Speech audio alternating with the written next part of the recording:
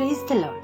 ಕ್ರಿಸ್ತನಲ್ಲಿ ಪ್ರಿಯ ದೇವಜನರೇ, ನಿಮ್ಮೆಲ್ಲರಿಗೂ ಶ್ರೀ ಯೇಸು ಕ್ರಿಸ್ತನ ಮಧುರ ನಾಮದಲ್ಲಿ ಶುಭ ವಂದನೆಗಳು. ಈ ದಿನದ ದೇವರ ವಾಕ್ಯ ಕೀರ್ತನೆಗಳು 46:7.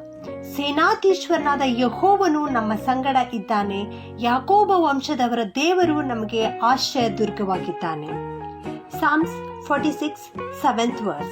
The Lord God Almighty is with us. The God of Jacob is our refuge. ಈ ಪ್ರಪಂಚದಲ್ಲಿ ಮನುಷ್ಯನಲ್ಲಿ ನಂಬಿಕೆ ಇರಿಸುವುದರಿಂದ ಏನೂ ಪ್ರಯೋಜನವಿಲ್ಲ.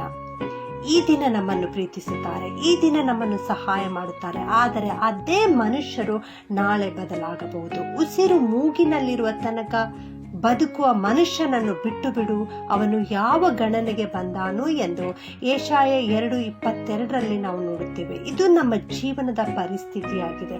ಆದರೆ ನಮ್ಮ ಕರ್ತನು ಎಲ್ಲಾ ಪರಿಸ್ಥಿತಿಯಲ್ಲಿಯೂ ನಮ್ಮೊಡನೆ ಇದ್ದು ನಮಗೆ ಸಮಾಧಾನ ಪಡಿಸಿ, ನಮ್ಮನ್ನು ರಕ್ಷಿಸಿ, ನಮ್ಮನ್ನು ಪ್ರೀತಿಸಿ ಯಾವಾಗಲೂ ನಮ್ಮೊಡನೆ ಇರುತ್ತಾನೆ.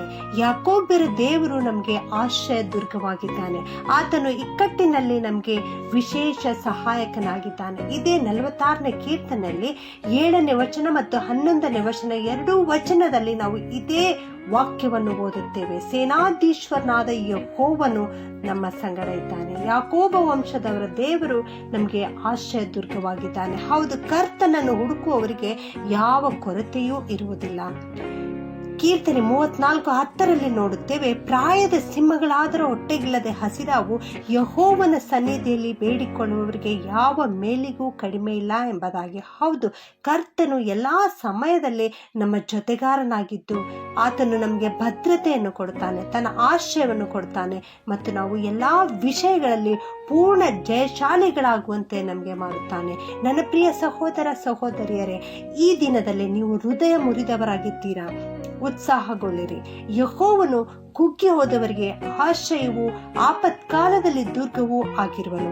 ದೇವರು ನಿನ್ನ ಬಂಡೆಯಾಗಿದ್ದಾನೆ ಮತ್ತು ನಿನ್ನ ಆಶ್ರಯವಾಗಿದ್ದಾನೆ.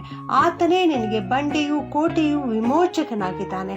ಆತನು ನಿನ್ನನ್ನು ಖಂಡಿತವಾಗಿ ಮೇಲೆತ್ತಿ ನಿನಗೆ ಬಲಪಡಿಸುತ್ತಾನೆ. ಆತನು ಪರಿಪೂರ್ಣ ಸಮಾಧಾನದಲ್ಲಿ ನಿನ್ನನ್ನು ಇರಿಸುತ್ತಾನೆ. ಪ್ರಾರ್ಥನೆ ಮಾಡಿಕೊಳ್ಳೋಣ.